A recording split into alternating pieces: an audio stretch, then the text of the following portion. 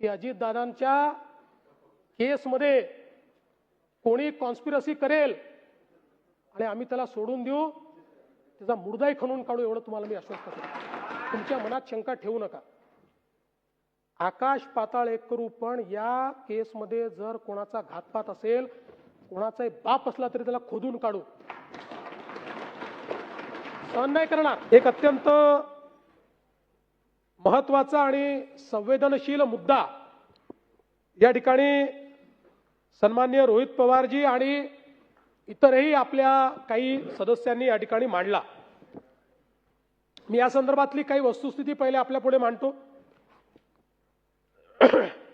दिनांक 28/1/2026 रोजी मौजे गोजूबावी तालुका बारामती जिल्हा पुणे येथील बारामती विमानतळ येथे धावपट्टी लगत messrs VSR ventures private limited संचालित लिअरजेट एअरक्राफ्ट या विमानाचा अपघात झाला व या दुर्दैवी घटनेत राज्याचे सन्माननीय उपमुख्यमंत्री माननीय अजितदादा पवार यांच्यासह 5 जणांचा मृत्यू झाला.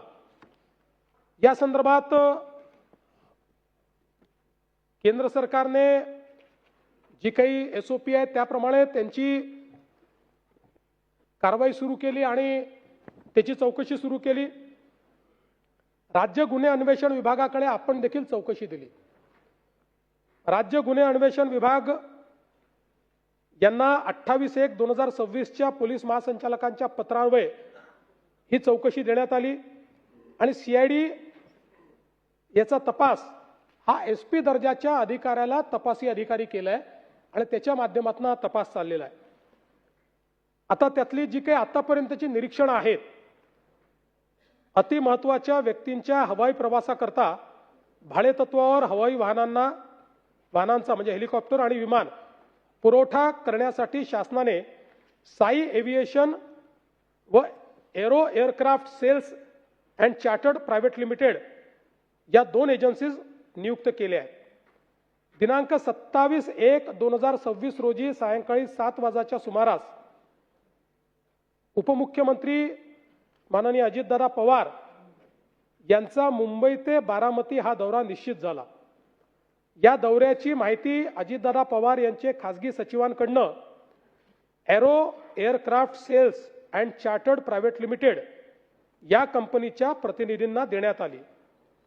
त्यानंतर दिनांक 28/1/2026 रोजीच्या श्री अजितदादा पवार यांच्या मुंबई ते बारामती दौऱ्यासाठी aero aircraft sales and chartered private limited या एजन्सीकडनं 20:45 VSR कंपनीचे विमान बुक करण्याबाबत कारवाई करण्यात आली. अजितदादा पवार यांच्या दिनांक 28/1/2026 रोजीच्या मुंबई ते बारामती दौऱ्यासंदर्भात दिनांक 27/1/2026 रोजी सायंकाळी 19:15 विमान बुक करण्याबाबत कळवले व 20:45 सदरचे विमान बुक झाले. पायलट को पायलट यांची breath analyser test, pilot Sumit Kapoor यांची ब्रेथ एनालायझर टेस्ट दिनांक 28/1/2026 रोजी सकाळी 7:09 व को पायलट शांभवी पाठक यांची ब्रेथ एनालायझर टेस्ट सकाळी 7:13 विमानाच्या उड्डाणापूर्वी करण्यात आली आहे. त्या टेस्टमध्ये अल्कोहोलचा अंश नाही, ती टेस्ट निरंक आली आहे. दिनांक 28/1/2026 रोजी श्री अजितदादा पवार हे देवगिरी निवासस्थानावरनं निघून मुंबई विमानतळावर सकाळी 7:52 पोहोचले. श्री अजितदादा पवार त्यांचे वैयक्तिक सुरक्षा रक्षक विमानामध्ये बसल्यानंतर विमान सकाळी 8:12 मुंबई विमानतळावरनं बारामतीसाठी या विमानाचे उड्डाण झाले. मुंबई विमानतळ परिसर तसेच बारामती परिसरातील CCTV फुटेज प्राप्त करण्यात आले आहे. मुंबई विमानतळ परिसरातील CCTV फुटेजमध्ये श्री अजितदादा पवार हे विमानतळावर आल्याचे व विमानात बसल्याचे दिसते परंतु सदर विमान बारामती विमानतळावर लँड होण्यापूर्वीच दुर्घटनाग्रस्त झाले। सदर प्रकरणी पोस्टमॉर्टम रिपोर्ट प्राप्त झाला असून दुर्घटनाग्रस्त विमानातील तत्कालीन उपमुख्यमंत्री महाराष्ट्र राज्य श्री अजितदादा पवार व इतर 4 यांच्या पोस्टमॉर्टम रिपोर्टमध्ये मृत्यूचे कारण death due to multiple injuries associated with burn injuries असे देण्यात आलेले आहे, जे अननॅचरल या संज्ञेत येते। दुर्घटनाग्रस्त विमानातील मृत्यू पावलेल्या सर्व 5 जणांचे DNA तपासणी अहवाल प्राप्त झाले आहेत। ते त्यांचे नातेवाईकांचे DNA सोबत जुळले आहे। पायलट व को पायलट यांचा व्हिसेरा व रक्त तपासणी अंती अल्कोहोल अथवा अंमली पदार्थांचे सेवन केले असल्याचे निष्पन्न होत नाही। दुर्घटनाग्रस्त विमानातील मृत्यू पावलेल्या सर्व 5 जणांचा व्हिसेरा व ब्लड तपासणी करण्यात आली। त्या रिपोर्टमध्ये विषाचा अंश आढळून आलेला नाही। विमानामध्ये स्फोटक पदार्थांचा अंश नसल्याबाबत राखेच्या तपासणीमध्ये न्याय सहाय्यक वैज्ञानिक प्रयोगशाळा यांच्याकडून अहवाल प्राप्त झाला आहे। प्रत्यक्षदर्शी साक्षीदार अजितदादा यांच्याशी संबंधित PA, सुरक्षा अधिकारी, बंदोबस्त अधिकारी, VSR कंपनीचे संचालक VK सिंग व रोहित सिंग यांच्याकडे चौकशी करण्यात आली। सदर विमानातून इंधनाचे वेगळे कॅन वाहून नेल्याबाबत कुठलाही पुरावा आढळून आलेला नाही।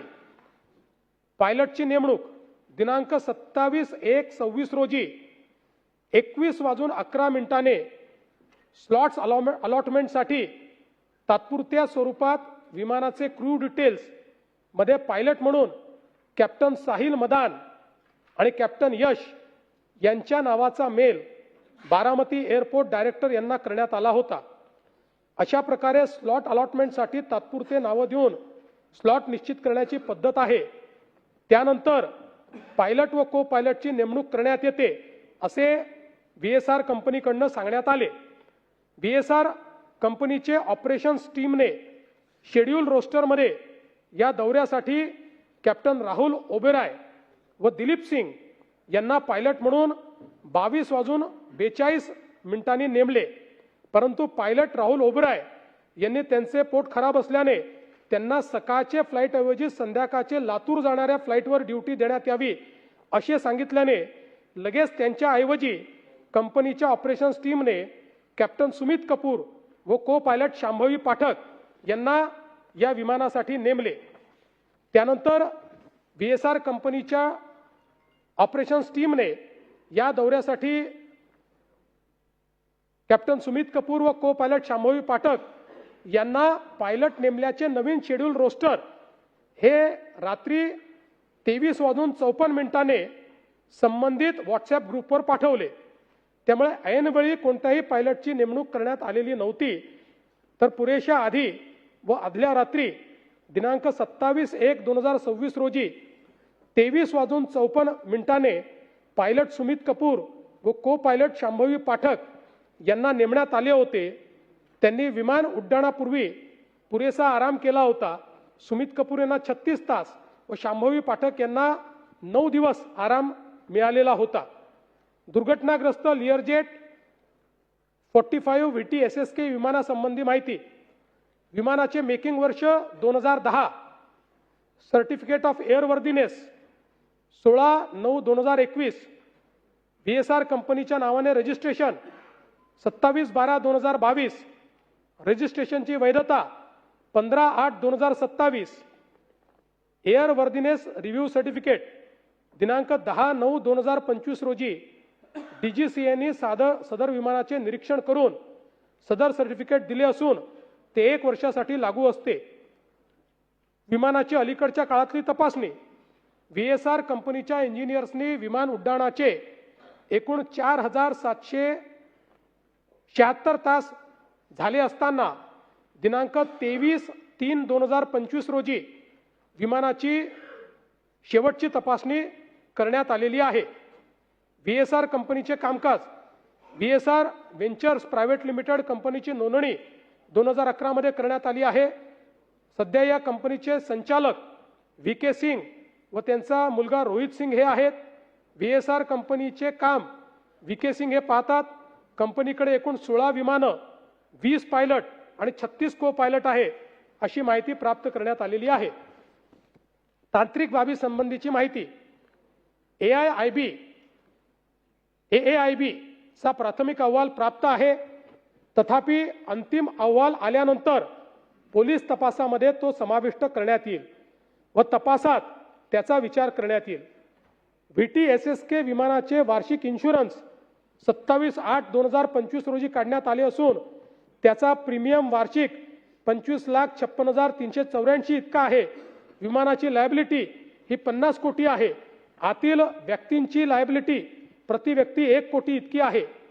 पायलट सुमित कपूर यांचे ब्रेथ एनालायझर टेस्ट पॉझिटिव्ह आल्याने 2010 मध्ये व 2017 मध्ये त्यांचे लायसन्स सस्पेंड करण्यात आले होते. त्यानंतर 1 महिना लिअरजेट विमान चालवण्याचे अमेरिकेत ट्रेनिंग करून आल्यानंतर त्यांना को पायलट आणि त्यानंतर SLF या प्रकारचे 100 तासाचे ट्रेनिंग केल्यानंतर सन 2021 मध्ये पायलटचं लायसन्स पूर्ववत मिळालं होतं. त्यानंतर नियमित स्वरूपात पायलट म्हणून ते विमान चालवत होते. CIDच्या मार्फत या घटनेचा पुढचा तपास चालू आहे. उपरोक्त अपघाताची सखोल चौकशी करण्यासाठी विविध लोकप्रतिनिधीमार्फत शासनाला विनंती करण्यात आली. विशेषतः स्वतः उपमुख्यमंत्री सुनेत्राताईंनी देखील विनंती केली की CBIच्या माध्यमातून याची चौकशी केली जावी. त्या संदर्भात महाराष्ट्र शासनाने 20/2/2026च्या पत्रान्वये केंद्रीय गृह मंत्रालय नवी दिल्ली यांना या संदर्भातली विनंती केली आहे. तसंच 6/3/2026 रोजी राज्यातील लोकप्रतिनिधी जनतेच्या भावना लक्षात घेऊन केंद्रीय गृहमंत्री यांच्याकडे देखील सदर प्रकरणाची सर्वसमावेशक, पारदर्शी व कालमर्यादा ठरवलेली चौकशी करण्याची विनंती केलेली आहे. मी स्वतः त्या संदर्भात त्यांच्याशी बोललो आणि CBI चौकशीच्या संदर्भात ते आत्ता जो काही अहवाल आहे त्या अहवालाची वाट पाहत आहेत. तो अहवाल आल्यानंतर त्या संदर्भातली पुढची कारवाई ते करणार आहेत. केंद्र शासनाने या विमानाच्या अपघाताची चौकशी केंद्रीय विमान उड्डयन मंत्रालयाच्या अखत्यारीतील एअरक्राफ्ट ॲक्सिडेंट ब्युरो AAIB यांच्या मार्फत सुरू केली असून त्याचा प्राथमिक अहवाल AAIBच्या अधिकृत संकेतस्थळावर उपलब्ध आहे. सदर अहवालाच्या आधारे पुढील बाबी निदर्शनास येतात. अपघाताची माहिती मिळताच एअरक्राफ्ट ॲक्सिडेंट इन्व्हेस्टिगेशन ब्युरोचे महासंचालक व इतर 3 अधिकारी यांनी घटनास्थळी त्याच दिवशी 28/1/2026 रोजी तातडीने भेट देऊन पाहणी केली.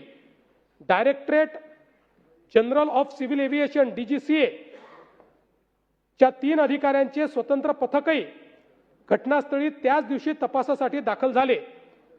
सदर अपघाताच्या तपासकामी आंतरराष्ट्रीय तांत्रिक सहाय्य देखील घेण्यात आले आहे. त्यानुसार international civil aviation organisation ICAO नियमानुसार national transportation safety board NTSB USA याला या प्रकरणाची सूचना देण्यात आलेली आहे व त्यांची मदत घेण्यात येत आहे. बंबार्डियर हनीवेल या विमानाशी निगडीत तांत्रिक कंपन्या आणि फेडरल एव्हिएशन ॲडमिनिस्ट्रेशन USA यांचे तांत्रिक तज्ञ तपासामध्ये सहभागी केले गेले आहेत. फ्लाइट डेटा रेकॉर्डर SSFDR मधील डेटा डाउनलोड करून AAIB लॅबमध्ये विश्लेषण सुरू आहे. विमानातील कॉकपिट व्हॉइस रेकॉर्डर यामधील डेटा मिळवण्यासाठी NTSBची मदत घेतली जात आहे.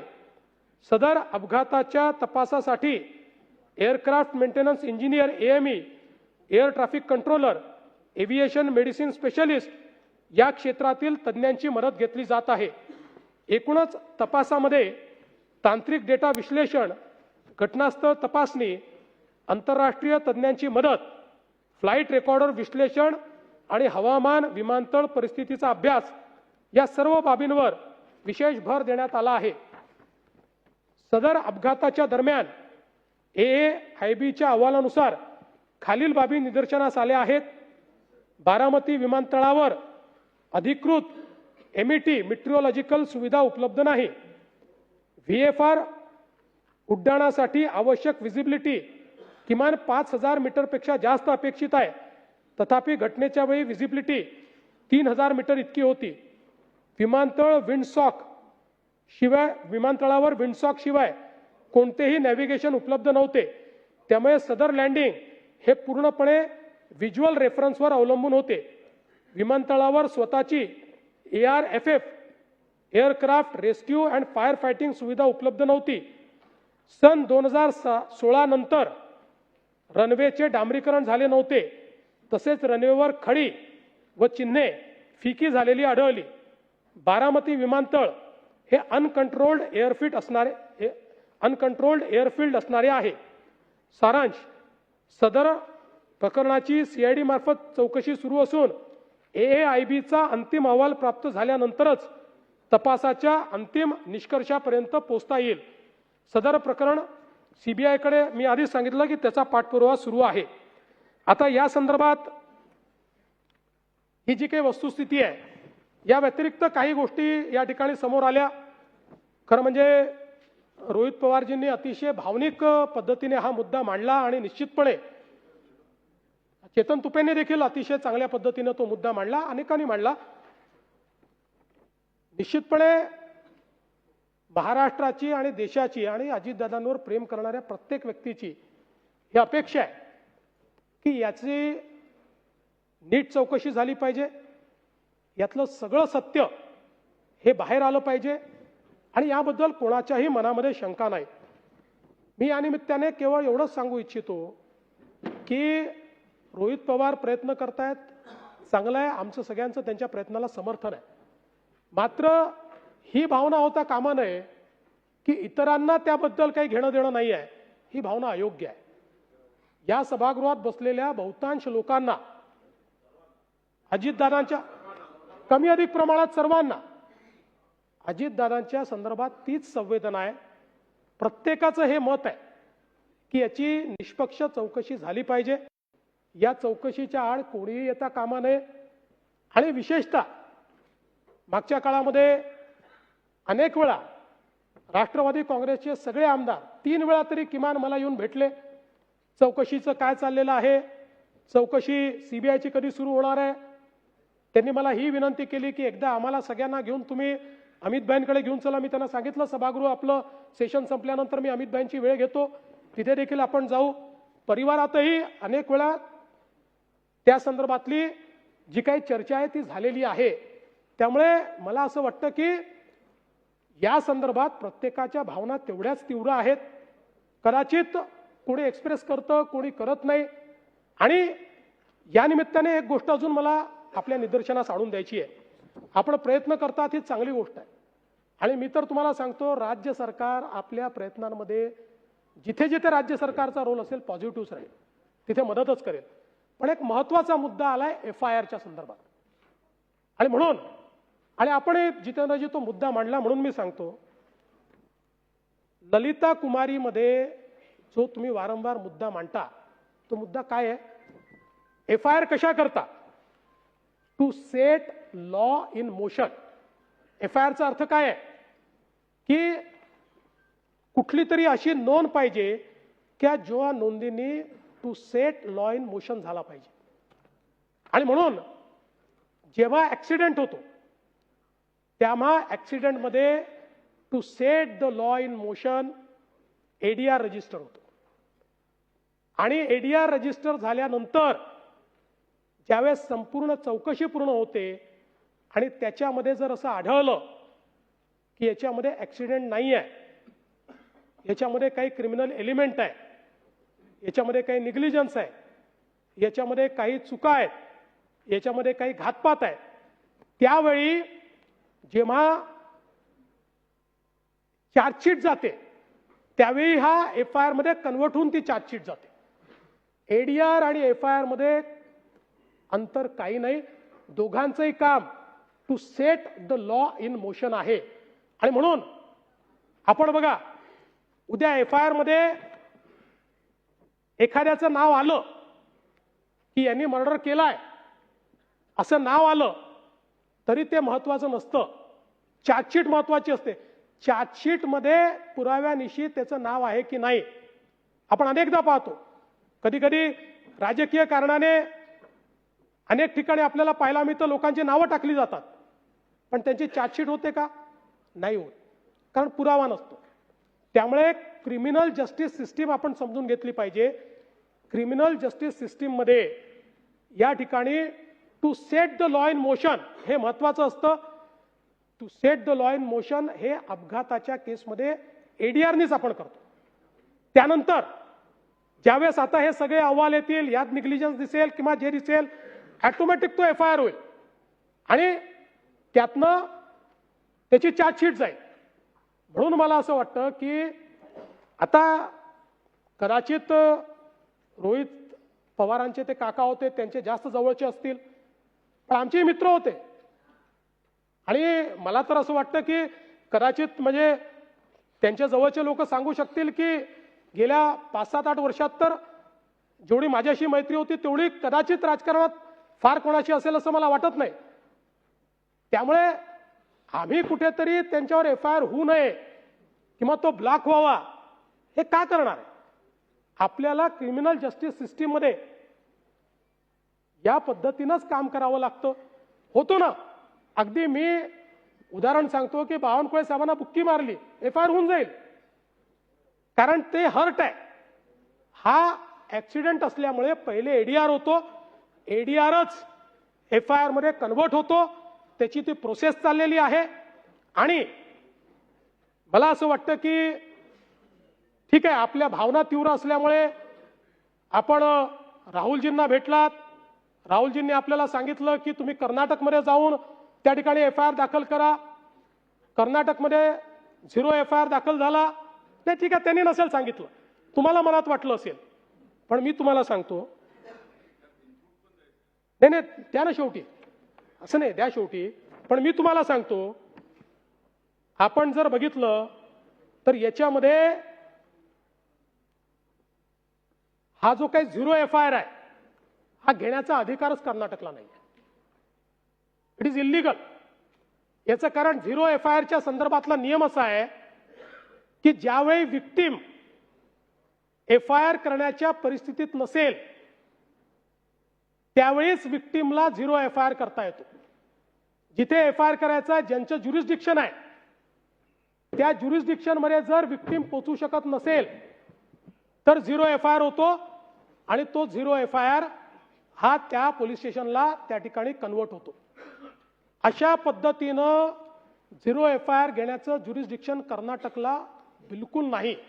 उद्या हे जे काही कर्नाटकने केलं आहे यात काय होणार? उद्या जर हीच पद्धत ठेवली तर आमचे विखे पाटील साहेब मुंबईच्या पोलीस स्टेशनमध्ये कर्नाटकच्या मुख्यमंत्र्यांच्या विरुद्ध 0 FIR नोंदवतील. आणि माझ्या दबावापोटी समजा नोंदला गेला, मी आणत नाही दबाव, नोंदला गेला आणि तो 0 FIR म्हणून जाईल. आणि म्हणून याकरता 0 FIR नाही आहे.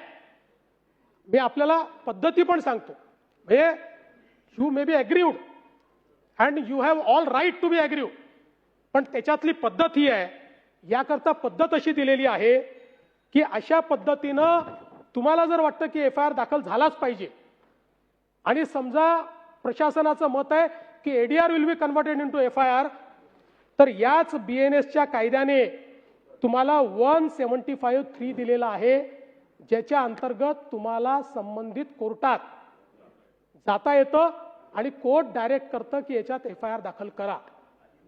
त्यामुळे हा जो काही कर्नाटकने जे काही केलेलं आहे तुमच्या मनात नसेल, पण हे कर्नाटकने राजकीय दृष्ट्या महाराष्ट्रामध्ये इन्व्हेस्टिगेशन नीट चाललेलं नाही, कुठेतरी इन्व्हेस्टिगेशन डिरेल करण्यात येत आहे, कुठल्या तरी दबावाखाली इन्व्हेस्टिगेशन चाललंय, अशा प्रकारे महाराष्ट्राची मानहानी व्हावी म्हणून कर्नाटकने हा रजिस्टर केलाय. अन्यथा नाही, याला शेमचा विषयच नाही.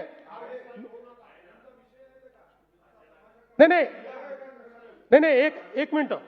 आणि म्हणून तुमची भावना नसली तरी खरं म्हणजे कर्नाटक मधल्या पोलीस स्टेशननी तुम्हाला हे सांगायला पाहिजे होतं की या ठिकाणी 0 FIR ची केस नाही आहे, कारण you have accessibility to the police station where it is registered.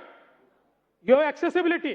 आणि त्यांनी जर तो रजिस्टर केला नाही तर 175(3) च्या अंतर्गत तुम्ही कोर्टातनं तो रजिस्टर करून घेतला पाहिजे. पण मी तुम्हाला आश्वासित करतो, तुमच्या मनात शंका ठेवू नका. आकाश पाताळ एक करू, पण या केसमध्ये जर कोणाचा घातपात असेल, कोणाचाही बाप असला तरी त्याला खोदून काढू. सहन नाही करणार. कदाचित तुमच्या तीव्रतेपेक्षा माझी तीव्रता कमी असू शकते, पण इतकी बोथट नाही आहे की अजितदादांच्या केसमध्ये कोणी कॉन्स्पिरसी करेल आणि आम्ही त्याला सोडून देऊ, त्याचा मुर्दाही खणून काढू, एवढं तुम्हाला मी आश्वस्त करतो. आणि पुन्हा सांगतो, तुम्ही जे प्रयत्न करतात माझं समर्थन आहे, मी त्याच्या विरोधात नाही आहे. फक्त ते प्रयत्न करत असताना माझी तुम्हाला विनंती आहे, तुम्ही तरुण आहात, इतरांची तीव्रता कमी आहे असं तुम्ही समजू नका. कदाचित तुमच्यामध्ये लिडरशिप आहे, तुम्ही समोर जाऊन करतात. काही असे असतील की ज्यांना मनातलं वाटतंय पण ती लिडरशिप त्यांना दाखवता येत नाही किंवा त्यांच्यामध्ये ती कार्यपद्धती नाही आहे. आणि म्हणून मी पुन्हा एकदा या निमित्ताने सांगतो की या संपूर्ण इन्व्हेस्टिगेशनमध्ये जे जे करावं लागेल, आणि आपल्याला माहिती आहे, आपण स्वतः मला पत्र दिल्यानंतर आपण त्याचा उल्लेख केला, जसंच्या तसं मी ते पत्र केंद्र सरकारला पाठवलं आणि केंद्र सरकारकडे त्याचा पाठपुरावा मी करतोय. आणि म्हणून निश्चितपणे या संदर्भात मला असं वाटतं की कोणत्याही परिस्थितीमध्ये आपण यात काहीही चुकीचं हे होऊ देणार नाही, हे या निमित्ताने मी आपल्याला सांगतो.